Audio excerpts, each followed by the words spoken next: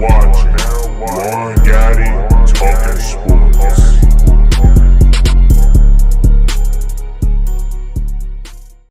YouTube, what's going on? It's Juan Gotti here with yet another Washington football team video, and in today's video I'm coming on here to recap day 3 of Washington football team's minicamp. So without further ado, let's get straight into today's video. But before we do, make sure you guys go down below, leave a like on this video, subscribe if you're new, and turn on post notifications so you get notified when I upload a video about the NFL, in this case our Washington football team. We're so close to 3,000 subscribers. I know we can get there in no time, so hit that subscribe button if you haven't already. Let's get straight into today's video. So today was the last day of minicamp. This is going to be the last that we see of the boys until training camp. We have a while, so we have to soak this in, guys, because like I said, we won't see the boys in town for another month and a half. So this is all we got. So why not kick off the reports of minicamp with talking about AGG? So of course I get my stuff from Zach Selsby, so shout out to Zach Selsby. He said AGG just made an insane one-handed grab with some tight coverage on him, drew a lot of cheers from the offense, and Terry McLaurin ran downfield to give him his fellow wide receiver some props. So of course, yet again, it's great to see guys like Antonio Gandy Golden and Kelvin Harmon making plays, because those are, in my opinion, I think AGG is a lock, just because, like I keep saying, he didn't have a season last year, but some of you guys think, a majority of you guys think he's going to be cut. So for the sake of you guys think he's going to be cut, I'm going to talk from you guys' standpoint. You guys think that AGG's on the outside looking in, so it's good to see him making plays to somewhat quiet the critics. Of course, we want to see him do it in the game, so it really doesn't mean much, but for a guy like AGG, these are important plays to be made, because although I do think he's a lock to make the roster, I wouldn't be surprised if Ron decides to go elsewhere in a different direction and somebody else takes his spot.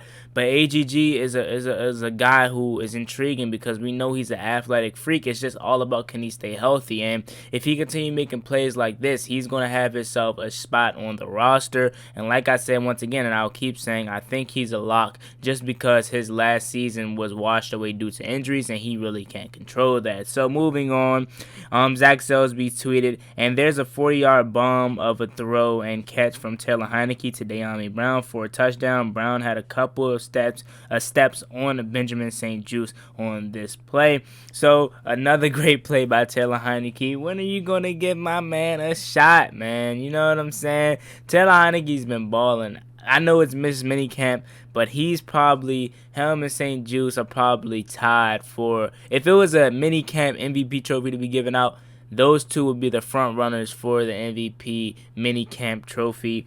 And it's very exciting to see Taylor Heinicke making plays. And like I said, I'll keep saying this, I know it's minicamp, and then when we get to training camp, I'll be saying, I know it's just training camp, but I understand it's just practice. But still, it's great to see that Taylor Heinicke isn't a fluke. You know what I mean? I know, like I keep saying, just practice, so I gotta wait to see him play multiple games. But it's good to see that he's actually, you know, following up off of what he did last year in a game and a half.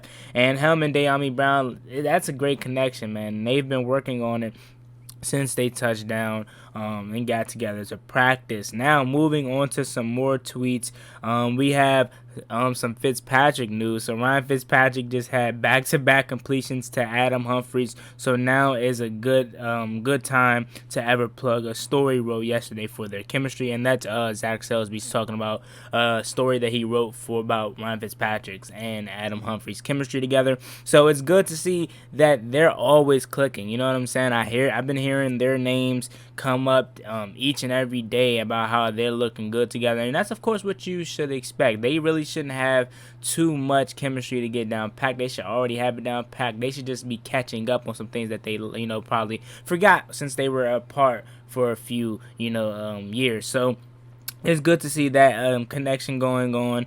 And I just want to get down here because I already seen a couple tweets earlier about Fitzpatrick and his interceptions. I want to get down to that part, but I'm just going in order, so we're going to get there later. But it's his third pick of the day, this time from Justin Phillips, and Chase Young goes sprinting down the field to celebrate.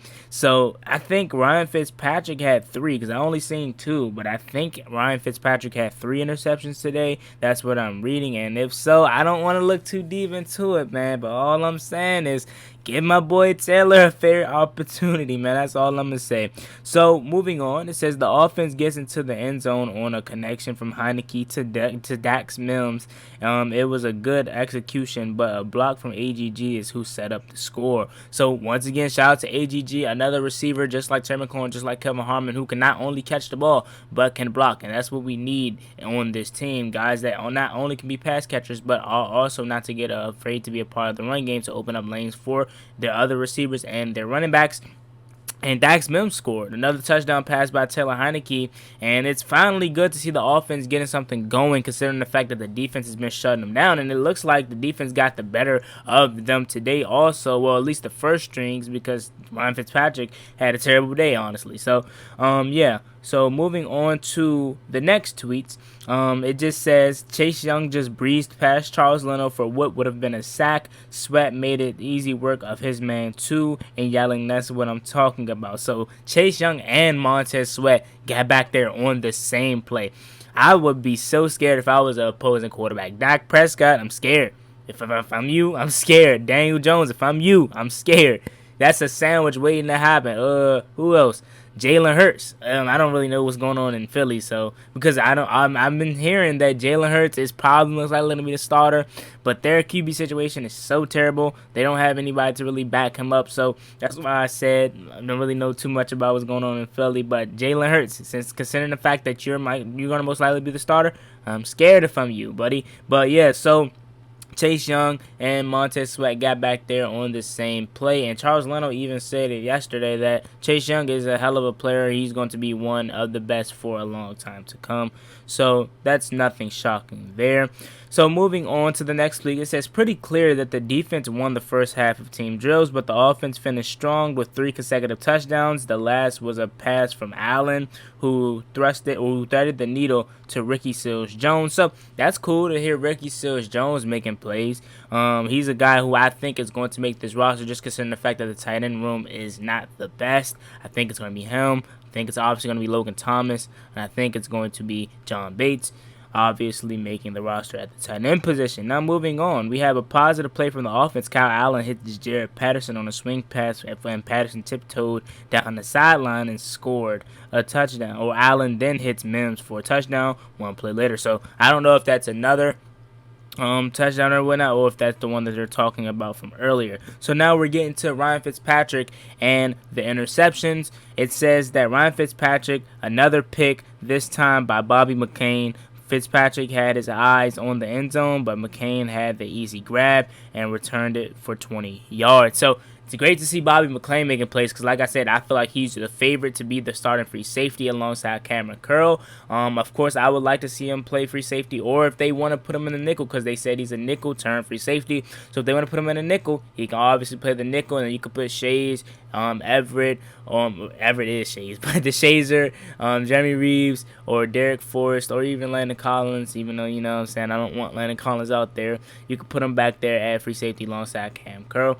So it's going to be fun to see how that room shakes out, and great play by Bobby McCain. And once again with Ryan Fitzpatrick, I don't want to look too much into it, but of course you don't want to see your quarterback turning the ball over like that, because you obviously get scared, whatnot. So first play of team drills, Khaleke Hudson making a leaping interception off a pass from Fitzpatrick. Good read and snag by the second-year player. So once again, another great play that I want to see made by players like Khaleke Hudson, because I really want to see him get a fair chance to play. You know what I'm saying? I think Khaleke Hudson will be another special teams player, will be on special teams again, but I would love to see him get a shot at linebacker, whether that's middle, whether that's weak side. I think he's still, I heard that he put on some pounds, but I think he's still too frail to play strong side backer. And let's just be real, Cole Holcomb has that spot locked down. So I would love to see him get some shine at weak side and then have Jamin Davis in the middle playing middle. And that would be actually a great linebacking core if Heinicke Hudson can, you know, continue to do what he did last year. Remember, he had a hell of a game,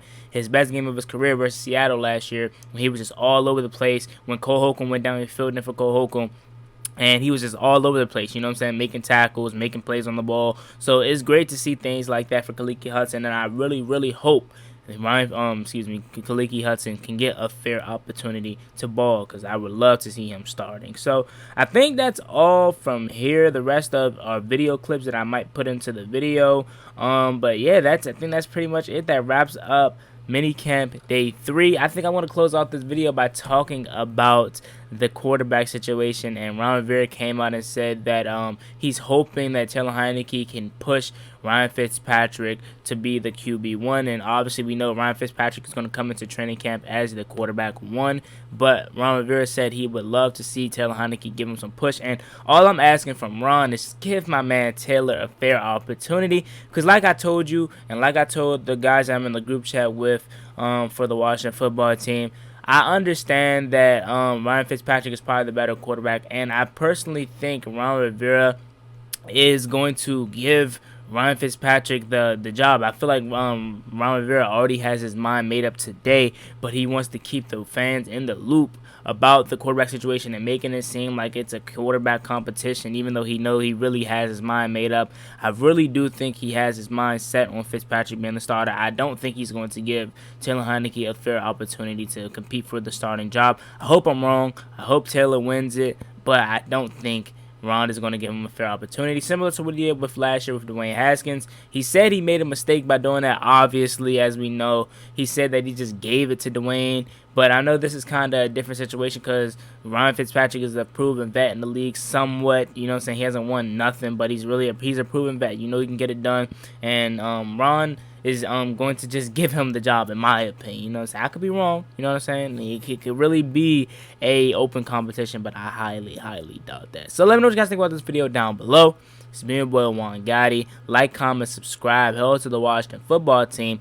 Let me know what you guys think about this video down below. What was your favorite clip? And once again, not really that much news about the Washington football team going on anymore, and this is the last day of minicamp, so that's probably why people just want to get in and out. And next time we'll see the boys is in July. Alright, y'all, it's me, your boy Juan Gotti. I'm out. Peace. Cross me one time, that's gonna get you popped.